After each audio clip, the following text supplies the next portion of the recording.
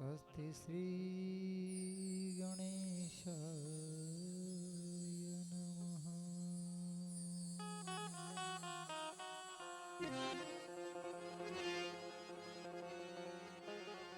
श्री परमात्मने नमः।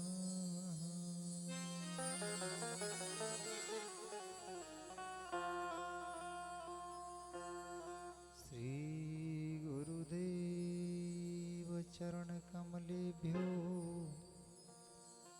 नमः।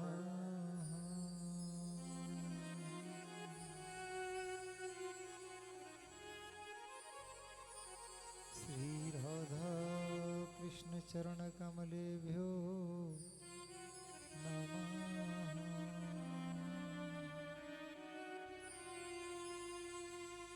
ध्येयं सदा परिवग्नं भीष्टदोहं तीर्थास्पद पदं विरञ्चनुतं शरण्यं भृत्यार्तिहं पर्णतपालववाब्धिपूतं वन्दे महापुरुषते चरणारविन्दम्। त्यक्त्वा सुदस्य सुरीपसितराज्यलक्ष्मीं धर्मिष्ठयार्यवचसाम यद्गादरण्यं मायामृगं दैत्ये पुसितमन्वधावद् वन्दे महापुरुषते चरणारविन्दम्। त्यक्त्वा सुदस्य सुरीपसितराज्यलक्ष्मीं धर्मिष्ठयार्यवचसाम यद्गादरण्यं मायामृगं दैत्ये पुसितमन्वधावद् वन्दे महापुरुषते चरणारविन्दम्। बंसी विभूषितकरा नवनीरिदाभा पीताम्बरादरुणबिम्बफलाधरोष्ठ पूर्णेन्दुसुन्दरमुखादरविन्दनेत्रा कृष्णात् परं किमपि तत्त्वमहं न जाने। सीतानाथ समां रम्भां श्रीरामानन्दार्य मध्यमम् अस्मदाचार्य पर्यन्तां श्री वन्दे गुरुं परम्पराम्। कृष्ण त्वदीय पदपङ्कज पञ्जरान्ते अधीव मे विशतु मानसराजहंस प्राणप्रयाण समये कफवातपित्ते कण्ठावरोधन विधौ स्मरणं कुतस्ते।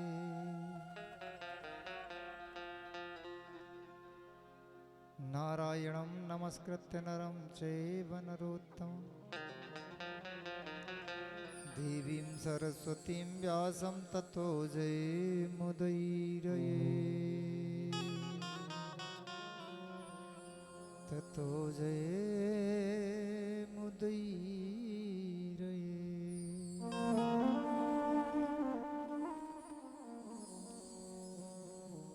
काहू केवल भजन सौरि काहू के आचार व्यास भरोसो कुंवरी को सोवत पामु पसार। मेरो मन माणिक गिरवी धर्यो श्री राधे जू के पास प्रेम ब्याज इतनी बढ़ी अब ना छूटने किया। बोलिए वृंदावन बिहारी लाल की जय, राधा रमण भगवान की जय। जय जय श्री राम, जय जय श्री राम।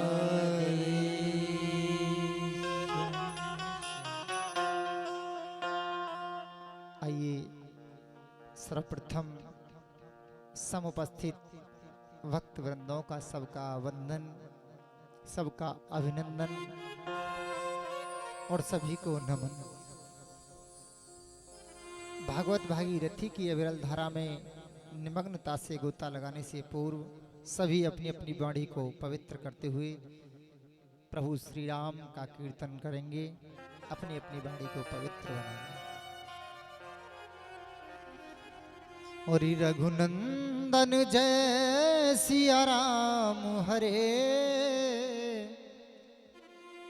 सिया राम हरे राजा राम हरे। और रघुनंदन जय सिया राम हरे, सिया राम हरे राजा राम हरे। रघुनंदन जय राम हरे, राम हरे जय सिया राम हरे। रघुनंदन जय सिया राम हरे, राम हरे जय जय राम हरे। रघुनंदन जय सिया राम हरे, राम हरे सिया राम हरे। सिया राम हरे जय जय राम हरे। सिया राम हरे जय जय राम हरे। रघुनंदन जय सिया राम हरे, सिया राम हरे राजा राम। रघुनंदन जय सिया राम हरे, राम हरे सिया राम हरे। रघुनंदन जय सिया राम हरे, सिया राम हरे राजा राम हरे। रघुनंदन जय सिया राम हरे, राम हरे सिया राम हरे। हरि बोल। हाथ से तालियों की सेवा करते श्री राधे।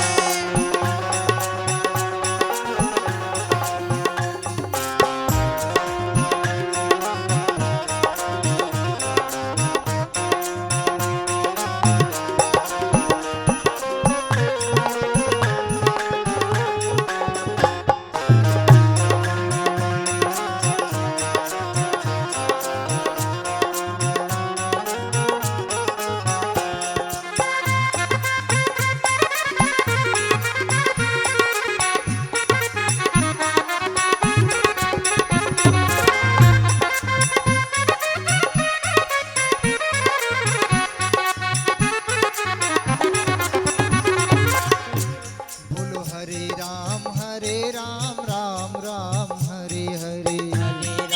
हरे राम राम राम हरे हरे। हरे राम राम राम हरे हरे। हरे राम राम राम हरे हरे। हरे राम राम राम हरे हरे। हरे राम राम राम हरे हरे। हरे राम राम राम हरे हरे। हरे राम राम राम हरे हरे। हरे राम राम राम हरे हरे।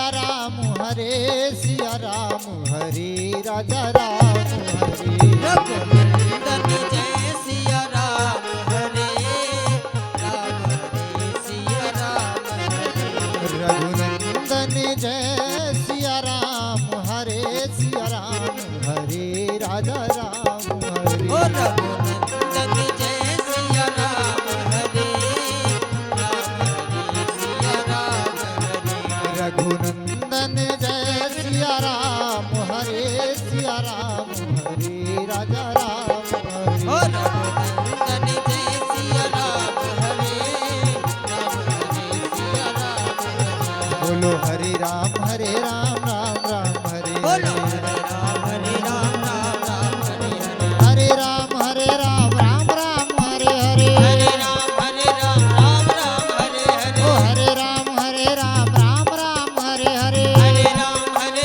राम राम हरे हरे हरे कृष्णा कृष्णा कृष्णा हरे हरे कृष्ण हरे कृष्ण कृष्ण कृष्ण हरे हरे हरे कृष्णा कृष्णा कृष्णा हरे हरे कृष्ण हरे कृष्ण कृष्ण कृष्ण हरे हरे हरे कृष्णा कृष्णा कृष्णा हरे हरे कृष्ण हरे कृष्ण कृष्ण कृष्ण हरे हरे हरे राम राम हरे हरे हरे राम राम बोलिए वृंदावन बिहारी लाल की जय राधारमण भगवान की वेद व्यासी महाराज की भागवत महापुराण की हनुमान जी महाराज की सतदेव महाराज की परीक्षित जी महाराज की सुखदेव जी महाराज की जय जय श्री राधे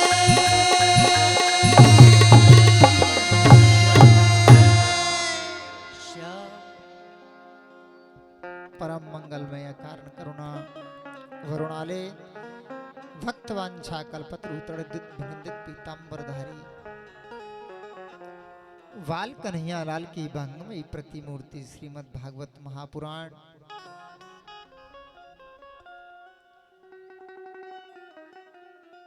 जिसकी अविरल धारा में आज निमग्नता से गोता लगाने के लिए सभी उस भागवत भागीरथी के किनारे पर उपस्थित बड़े धन्य होते हैं वे लोग जिनको ऐसे भक्तिपूर्ण अनुष्ठान श्रवण के लिए मिल पाते हैं। कल सभी ने ब्रह्मा जी के छाया पुत्र कर्दम के वन गमन की यात्रा तक की कथा सभी ने श्रवण की। ऋषि कर्दम ने 10,000 वर्ष तपस्या की और तपस्या करने के बाद में जब समाधि खुली तो विचार आया कि संसारी लोग हमसे बहुत अच्छे हैं। यदि हमारा भी विवाह हो जाता तो हम भी इन संसारियों की तरह आराम से आनंद लेते हैं।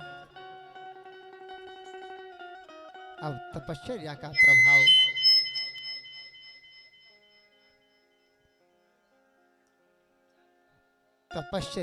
प्रभाव नारायण प्रभु प्रकट हो गए और जब नारायण प्रभु प्रकट हुए कर्दम जी ने दोबारा से नेत्र बंद कर लिए। नारायण प्रभु कहते हैं सुनो तुम नेत्र खोलो और वर मांगो वरम ब्रूयात। बाबा कर्दम बोले सुनिए प्रभु मेरे मन में कोई कामना नहीं मैं क्या वर मांगू। बोले सुनो तुमने जो कामना की है वो मुझे पता है आप सहर्ष मांगो। बाबा कर्दम संकुचित होने लगे। नारायण प्रभु कहते हैं तुम बिल्कुल भी शंका मत करो कहो तुम्हें क्या चाहिए। तुमने विवाह के लिए तपस्या की थी क्या? 10,000 वर्ष तपस्या करने के बाद में तुम्हारा यदि संकल्प हुआ तो वो विवाह के लिए हुआ तो तुम्हारा विवाह करवा दिया जाए। बाबा कर्दम लज्जित होने लगे। बोले नहीं प्रभु मेरी ऐसी कोई कामना नहीं थी। बोले नहीं नहीं तुम्हारी कामना नहीं थी लेकिन हम तो मनु महाराज की जो पुत्री हैं देवहूति उनके साथ में आपका संबंध पक्का करके आए हैं। और तुमको अब मेरी बात गिरानी हो तो मुझे बता दो। बाबा करदम बड़े कुशल कहते हैं, प्रभु यदि तुम विवाह मेरा पक्का करके आए हो तो विवाह तो कर ही लेंगे, लेकिन एक शर्त हमारी भी माननी पड़ेगी। बोलो क्या? बोले मैं विवाह तो कर लूं, लेकिन मेरे यहाँ पुत्र बनकर तुमको आना पड़ेगा। यदि तुम मेरे यहाँ पुत्र बन के आओ तो मैं विवाह शहर से कर लूंगा, मुझे कोई आपत्ति नहीं। नारायण प्रभु वचनों में बन गए, बोले तुम विवाह करो, मैं अवश्य तुम्हारे यहाँ पुत्र बनकर आऊंगा। उधर नारायण प्रभु पहुंचे मनु जी महाराज के यहाँ, जाकर कहा, राजन तुम्हारी जो बीच की बेटी है देवहूति, उसका विवाह मैं ऋषि करदम के साथ तय कर आया हूं। तुम जाओ और जाकर पाणी ग्रहण संस्कार कराओ। आज मनु जी महाराज लेकर के मां देवहूति को आए। बाबा करदम तपश्चर्या में बैठे हैं। आश्रम में जैसे ही आगमन हुआ, मनु महाराज शत्रुपा और उनकी मझली बेटी देवहूति का, बाबा करदम ने 3 आसन डाल दिए। दोनों आसनों पर मां शत्रुपा और मनोजी महाराज बैठ गए। देवहूति की मां के मन में विचार आता है कि मेरे पति के द्वारा डाला हुआ आसन है, मैं इसको कैसे ग्रहण करूं, और यदि ग्रहण नहीं करती हूं तो पति की जो श्रद्धा है वो टूटेगी। आज मां देवहूति ने सीधे हाथ को आसन पर रखा है, आसन को स्वीकार किया है, बैठ गए। यहां मनु महाराज विवाह उपरांत विदाई लेकर चले जाते हैं। परम विदुषी मां देवहूति को लेकर बाबा करदम जैसे ही अपनी कुटिया में पहुंचते हैं, एक छोटी सी कुटिया है, और जैसे ही उस कुटिया में बाबा करदम और मां देवहूति प्रवेश करते हैं, देवहूति मैया ने जैसे ही दृष्टि डाल के देखा कि हजारों चिड़िया उस झोपड़ी में कलरव करती हैं, हजारों छोटे छोटे जीव उसमें विचरण करते हैं, जिसमें नीचे हजारों बिल बने हैं, सर्प घूमते हैं, विषैले जीव उसमें रमण करते हैं। मां देवहूति ने पूछ लिया, महाराज ये सब इतने जीव जंतु इस कुटिया में भ्रमण करते हैं? हाँ हाँ देवी, ये इस कुटिया को अपना समझते हैं ना, ये इनका घर है, इसलिए ये इसमें निर्भीक विचरण करते हैं। नहीं नहीं प्रभु, मुझे इनसे कोई आपत्ति नहीं, लेकिन मैं ये पूछना चाहती थी कि जब इसमें ये इतने जीव जंतु विचरण करते हैं तो आपका स्थान किस जगह पर है? देवी, जो कोने में 1.5 फुट का सिंहासन लगा है, जो आसन लगा है, यही मेरा आसन है। आज मां देवहूति के नेत्र सजल हो गए, आंखों से अश्रु झर पड़े, विचार करती हैं, वाह विधाता तेरा क्या लेख है, मुझे कितना तपस्वी पति प्राप्त हुआ है, मेरे कितना अच्छा भाग्य है जो इतना तपस्यावान पति मुझे वरण करने के लिए प्राप्त हुआ। जैसे ही जाके कुटिया में बाबा करदम बैठे, समाधि लग गई, और समाधि लगी 40 दिव्य वर्षों तक समाधि लगी रही। समाधि लगी रही। मां देवहूति नित्य प्रति बाबा के शरीर को साफ कर देती, कपड़े को भिगोती, शरीर को बिल्कुल स्वच्छ कर देती। बाबा आराम से समाधिस्थ हैं। 40 वर्ष बाद जब समाधि खुली, देखा कि सामने एक वृद्धा बैठी है। मां देवहूति का शरीर जर्जर हो गया, तन पर झुर्रियां पड़ गई हैं। बाबा करदम ने दृष्टि डाल के देखा, देवी तुम कौन? प्रभु, आप आज से 40 वर्ष पूर्व जाइए, मेरे पिता मनु महाराज आपके लिए पाणी ग्रहण संस्कार करके मेरा गए थे। हाँ हाँ देवहूति चरणों को पकड़ लिया। बाबा कहते हैं देवहूति तुम इतने दिनों तक अपने घर क्यों नहीं गई?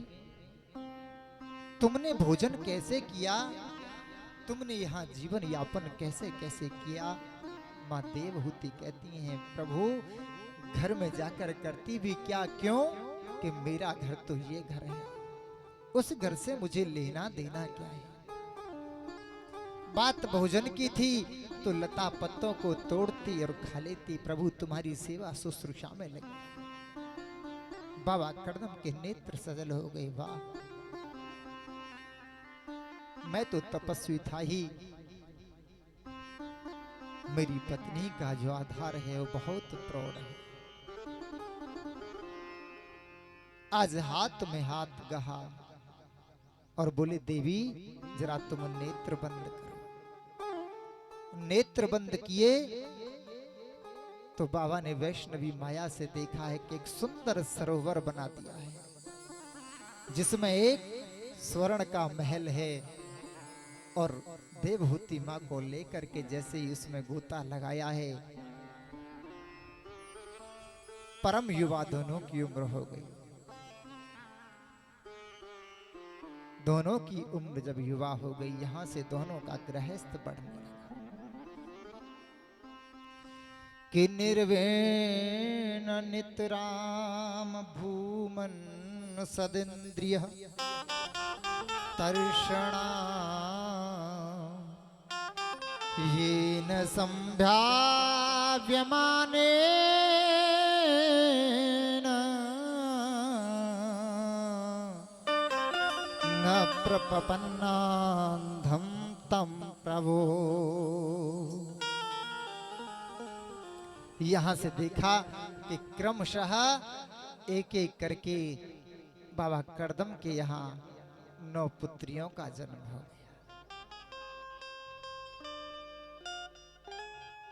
9 पुत्रियों का जन्म हुआ। ये 9 पुत्री कौन है? ये नवधा भक्ति। जब नवधा भक्ति व्यक्ति के जीवन में उतर जाती है तभी भगवान का प्राकट्य होता है। अब तो देखा कि बाबा कर्दम कहते हैं देवी मैं तो वन को जाता हूं, तपस्या करूंगा। प्रभु मैं आपको एक क्षण के लिए मना नहीं करती कि आप वन में मत जाओ, लेकिन महाराज 9 बेटियां घर में हैं और यदि तुम वन को जाओगे तो संसार के लोग तुम पर टीका टिप्पणी बिना किए मानेंगे नहीं कि बेटियों के कारण वन को चला गया। और हाँ प्रभु गोविंद ने जो हमको, नारायण ने जो हमको वरदान दिया था वो तो अभी पूर्ण हुआ ही नहीं। बाबा कर्दम कहते हैं ठीक है देवी गोविंद की जो इच्छा। आज 10वीं संतान का जब प्रादुर्भाव होता है, 10वीं संतान के रूप में भगवान कपिल का प्रादुर्भाव हुआ। बोलिए कपिल देव भगवान की जय। आज भगवान कपिल का जब अवतार हुआ, मां देवहूति ने एक सुंदर सा पाटा बिछाया है और पट्टा पर सजा करके कपिल भगवान को बिठा दिया और जब बिठाया पूजन करने लगी। पूजन करने लगी कपिल भगवान ने कहा मां ये क्या कर रही हो तुम?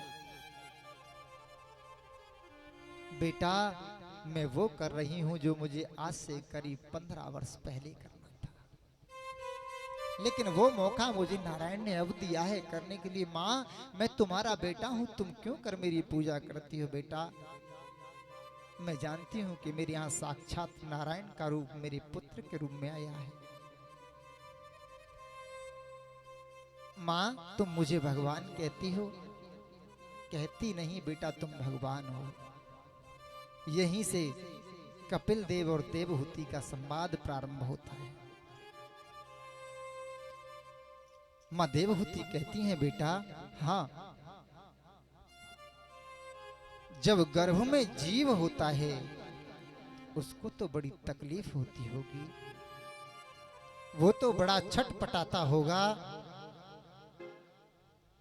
घरों में जीव की क्या गति होती है बेटा? मुझे तो लगता है वहां न राग है, न द्वेष है, न शोक है, न संताप है, बड़ा प्रेमानंद होता होगा। माँ, तुम जैसे गर्भ की बात करती हो माँ, तुम्हारे जैसा गर्भ हो तो क्या ठिकाना। लेकिन शास्त्र तो माँ गर्भ के विषय में कुछ और कहते हैं कि गर्भवासम समम दुखम न भूतो न भविष्यति।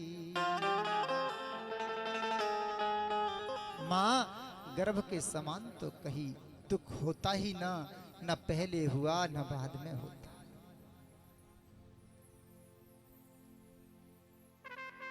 बेटा, जीव जब इस धरा पर आ जाता है तो उसको ऐसे कौन से कर्म करने चाहिए जिससे कि उस गर्भ में आवागमन का कुचक्र हमेशा के लिए मिट जाए। माँ, उसके लिए मैं तुम्हें अष्टांग योग बताता हूँ। यम नियम प्राणायाम ध्यान धारणा समाधि। यम नियम आसन प्राणायाम प्रत्याहार ध्यान धारणा और समाधि। माँ, अहिंसा सत्यमेव स्तेयम् यावदर्थ परिग्रह ब्रह्मचर्य तपः शौचम् स्वाध्याय पुरुषार्चनम् मौनम सदासनं जय स्थैर्य प्राणञ्जय शनै प्रत्याहारश्चेन्द्रियाणां विषयान्यमनसा हृदि। माँ, मन को यदि बस में करना है तो सबसे पहले अहिंसक बनो। मन को बस में करना है तो अहिंसक बनो, सात्विक बनो।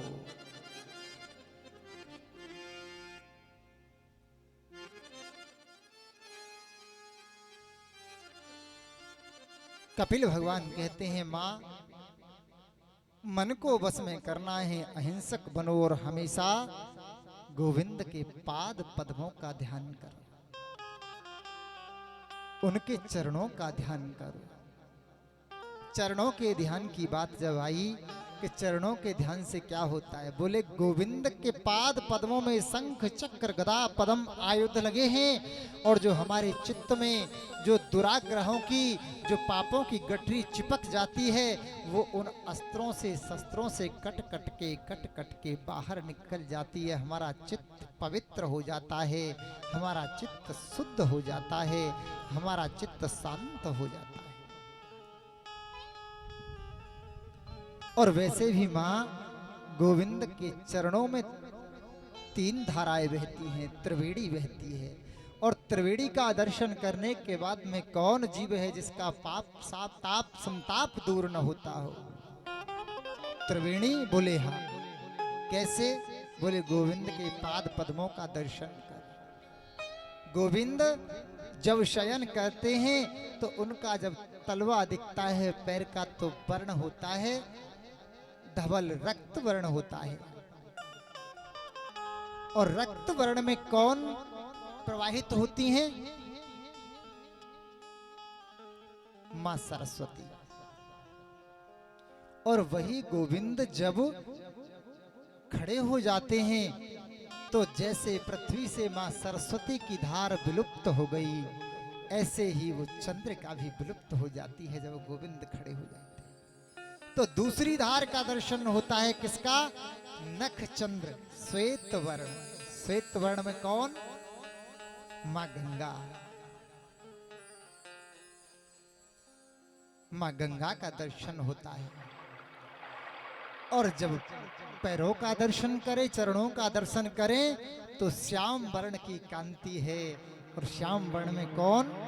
मेरे गोविंद की महती पटरानी यमुना महारानी का दर्शन होता है। जहां चरणों में त्रिवेणी का दर्शन होता हो, उस दर्शन को करने के बाद में कौन सा ऐसा जीव जिसका पाप ताप संताप न मिटता हो। मां धीरे धीरे करके मां गोविंद के हंसते हुए मुखार बिंद का दर्शन करो कि हासम हरेरी वनिता खिलो तीव्र शोकाश्रुसागर विशोषण मतुदा। बोले हंसी से परिपूर्ण गोविंद के मुखार विंद का दर्शन करो। गोविंद के जीवन में कितने परिवर्तन आए, कितने संकट आए, लेकिन मेरे प्रभु ने कभी सर पकड़कर बैठ के विचार किया हो, मैंने नहीं देखा।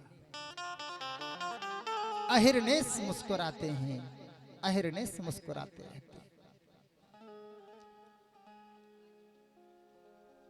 मां हमारा चिंतन बड़ा प्रौढ़ हो जाना चाहिए, और जब हमारा चिंतन प्रौढ़ हो जाएगा तो उन गोविंद के चरणों में हमारा चित्त लग जाएगा।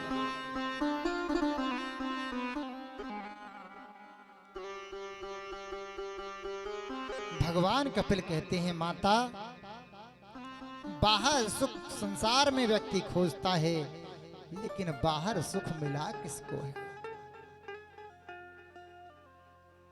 कस्तूरी कुंडल बसे मृग ढूंढे बनमा। बोले बाहर सुख मिला किसको। बच्चे का जब जन्म होता है अबोध है, कोई कीड़ा काट ले क्या पता, नहीं भान होता। जब थोड़ा बच्चा बड़ा हो जाता है तो उसको 3 जगह बांट दिया जाता है, माँ पिता और भाई। और थोड़ा बड़ा हुआ, मात पिता बालकन बुला, उदरी भरे सोई धर्म सिखा। पूरा जीवन रस्सा कसी में निकल जाता है मां। तस्मान कार्य संत्रासो नकार पन्यन संभ्रम। मां परमात्मा से प्रेम के 3 साधन हैं, भक्ति की 3 धाराएं हैं। भक्ति का जो आरंभ होता है वो होता है विश्वास से। विश्वासो फलदा। दूसरी धारा है, जब विश्वास हो जाएगा तो संबंध बन जाएगा, दूसरी धारा संबंध है। और तीसरा समर्पण है। जब मां गोविंद के प्रति समर्पण हो जाएगा तो गोविंद से अनवरत प्रीति हो जाएगी। फिर वही दिखेगा, संसार में कोई दूसरा परिलक्षित नहीं हो। आज मां देवहूति को जब भगवान कपिल सत्संग सुनाते हैं, सुनते सुनते मां देवहूति का शरीर जल की धारा में परिणत हो गया। और जल की धारा बन के जब बहने लगा, नदी का रूप धारण कर लिया और नदी का नाम हो गया सिद्धिदा। उसी के किनारे पर एक कुंड है, उसको एक रूप दिया गंडकी नदी, जिसमें भगवान सालिग्राम आज भी निकलते हैं। भगवान कपिल ने देखा कि मां तो नदी का रूप धारण करके विचरण कर गई। जल लिया, आचमन किया और बद्रिकाश्रम क्षेत्र में चले गए। और यहीं तृतीय स्कंद का विश्राम हुआ। आइए चौथे स्कंद की यात्रा को प्रारंभ करते हुए, नामकरण जब किया गया तो नामकरण किया विसर्ग, जिसमें 31 अध्याय। मां देवहूति का वंश आगे नहीं चला।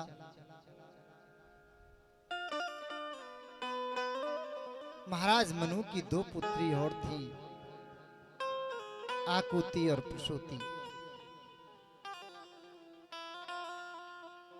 प्रसूति की जो बहन है आकुति, वो दक्ष नाम के प्रजापति के लिए ब्याही गई, जिनके यहाँ महारानी सती का जन्म हुआ। भगवान शंकर के यहाँ विवाही गई। ब्रह्म सभा में एक बार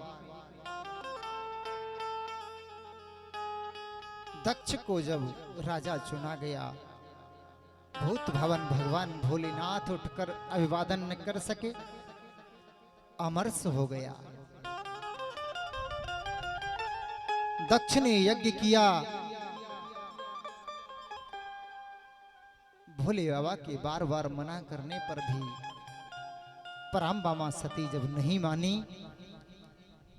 गई, यज्ञ में अनाहुत होना पड़ा।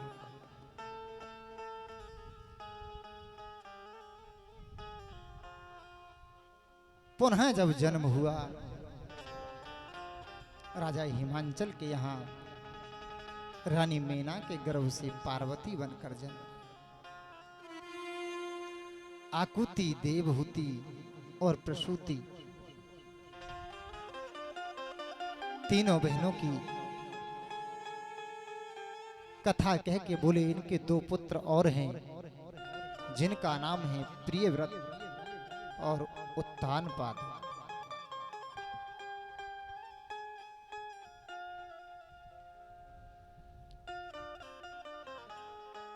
प्रियव्रत, प्रिय माने अच्छा और व्रत माने प्रतिज्ञा। जिसने अच्छा संकल्प लिया हो, अच्छी प्रतिज्ञा की हो, वो प्रियव्रत। उत्तानपाद, जिसका अपने कर्म के द्वारा समाज में पैर ऊंचा हो गया हो, वो उत्तानपाद।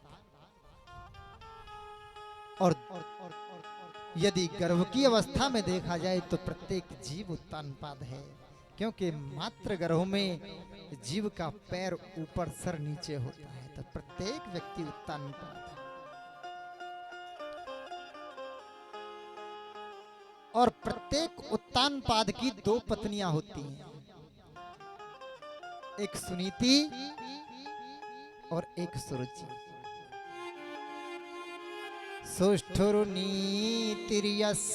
स सुनीति, जो शास्त्र की नीति पर चलती हो वो सुनीति, और स्वस्य रुचिर्यस्य स सुरुचि, जो अपनी रुचि के अनुसार कार्य करती हो वो सुरुचि। महाराज उत्तानपाद की पत्नी जो है सुनीति, बड़ी परमित भाषी, मितव्ययी है, बड़ा मीठा बोलती है, बड़ी विदुषी है। एक दिन महाराज उत्तानपाद और वन विचरण के लिए गए। जब वन विचरण के लिए गए तो एक परम युवा युवती को देखा, रूप को देखकर आकर्षित हो गए। गंधर्व पद्धति से उसको पत्नी का वर्ण देकर घर ले आए, और जैसे ही घर में लाए तो देखा, सुरुचि आई, उसने सामने जब सुनीति को देखा, कहा महाराज ये कौन है? देवी ये मेरी बड़ी पत्नी है सुनीति। देखिए यदि ये महलों में रहेंगी तो मैं नहीं रह सकती, और जब तुम्हारी पहले एक पत्नी थी तो मुझे वर्ण करने की आपको क्या आवश्यकता पड़ी थी? मैं वापस जाती हूँ।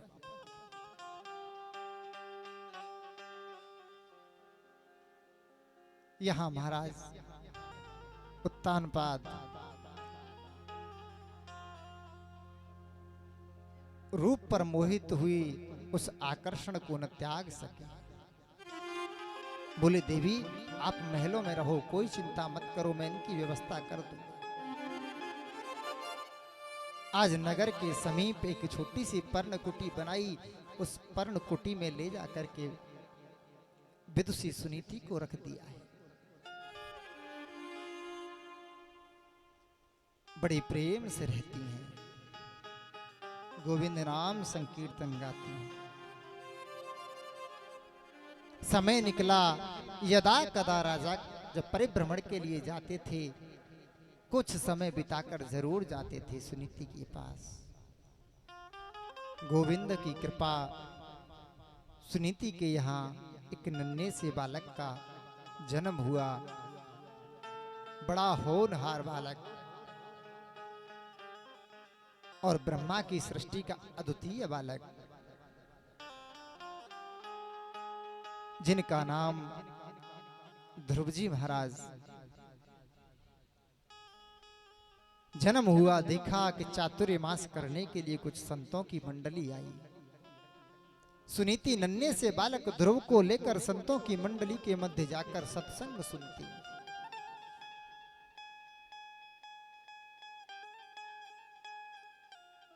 बालक थोड़ा बड़ा होने लगा।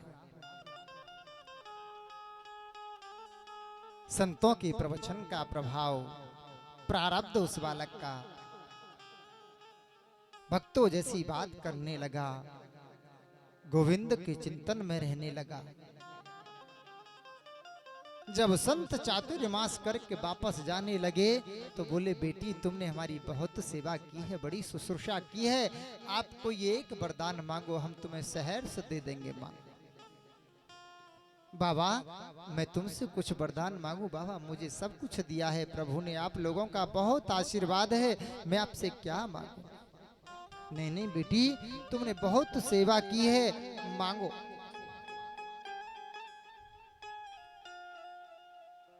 बाबा मुझे यदि देना चाहते हो तो एक वरदान दे दो। क्या बेटी? बाबा मेरी एक सौत है, संसार की दृष्टि उसको सौत से देखती है, लेकिन मैं उसे अपनी छोटी बहन मानती हूँ। बाबा 4 वर्ष विवाह को हो गए, उसके कोई पुत्र नहीं है, यदि वरदान दे सकते हो तो उसके एक पुत्र हो जाए, ऐसा वरदान दे दो। संत विचार करने लगे, बेटी जिसकी वजह से राजा ने तुझे घर से निकाल दिया, तेरे सब अधिकार जिस राजा ने छीन लिए हों, उस सौत के लिए तू पुत्र कामना का वरदान चाहती है? हाँ हाँ बाबा, चाहे जो हो तुम दे सकते हो तो दे दो, वरना मेरी और कोई इच्छा नहीं। संतों ने कह दिया बेटी तू चिंता मत करे, जा उसके जरूर पुत्र हो। समय निकला, सुरुचि के यहां भी एक पुत्र का जन्म हुआ, नामकरण हुआ, नाम है उत्तम। एकदा सुरुचि पुत्र मारूप्य लालयन् उत्तमं नारुरुक्षन्तम् ध्रुवं राजाभ्यनंदतः। एक दिन सुरुचि के पुत्र को लेकर राजा उत्तानपाद सिंहासन पर बैठे हैं। वहीं वो नन्हा सा बालक ध्रुव खेलते खेलते पहुंच गया। एकदा सुरुचे मां पुत्रम आरोग्य, जाके विचार आता है पिताजी तो मेरे छोटे भैया को गोद में लेकर बैठे हैं, गए और अंक में चिपक गए, और जैसे ही अंक में चिपके उत्तमम नारुरुक्षन्तम ध्रुवम राजाभ्यनंदित, सुरुचि ने गोदी से नीचे उतार दिया। और जब गोदी से नीचे उतारा तो ध्रुव जी सवाल करते हैं, मां क्या मैं पिता की गोदी में नहीं बैठ सकता हूं? बैठ सकते हो, लेकिन इस गोदी में बैठने के लिए जितना इनका पिता होना जरूरी है, उससे कहीं ज्यादा मेरा माँ होना जरूरी है। बैठने के अधिकारी तो तुम हो और हो सकते हो, लेकिन तुमको जन्म लेकर मेरे गर्भ से आना होगा, तब तुम इस गद्दी के अधिकारी बने। और मेरे गर्भ में आने के लिए तुम्हें पहले नारायण की तपस्या करनी होगी।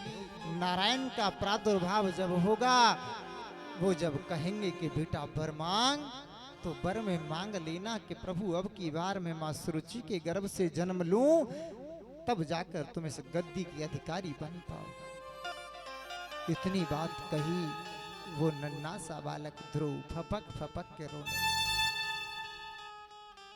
और दौड़ लगा दी उस पर्ण कुटी में आ गए जहां मां सुनीति बैठी है।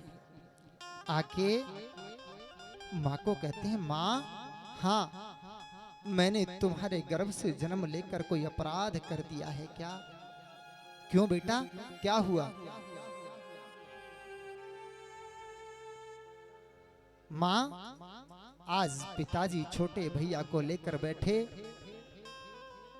जाकर के मैं उनकी गोदी में जैसे ही बैठने लगा,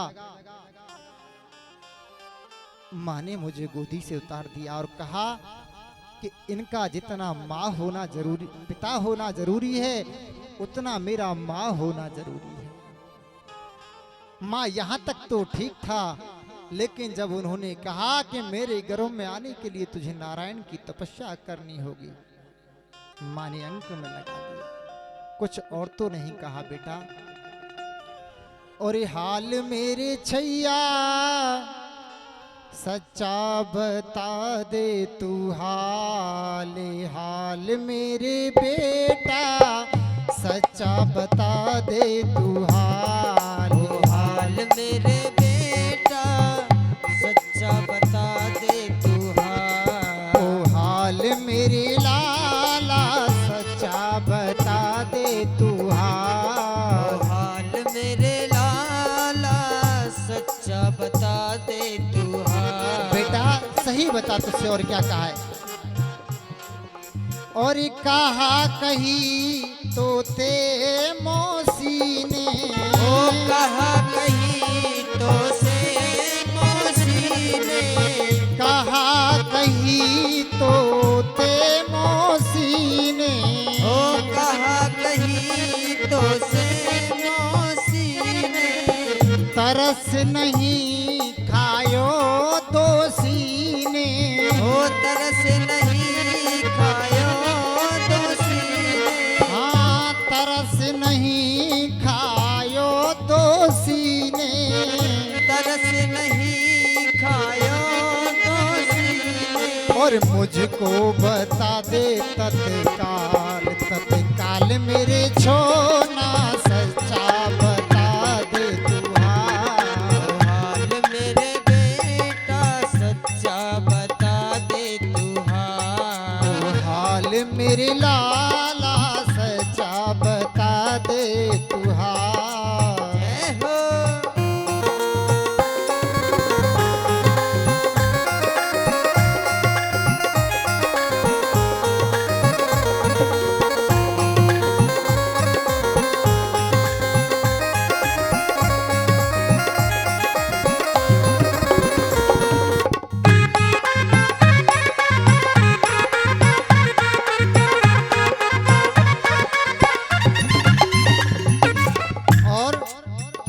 सुन लेंगे यदि कृष्ण मुरारी, सुन लेंगे यदि कृष्ण मुरारी, हाँ सुन लेंगे यदि कृष्ण मुरारी, सुन लेंगे यदि कृष्ण मुरारी, दूर करेंगे संकट भारी, दूर करेंगे संकट भारी, ओ दूर करेंगे संकट भारी, दूर करेंगे संकट भारी, कर देंगे तुझको निहाल, निहाल मेरे छोना कर देंगे तुझको निहाल,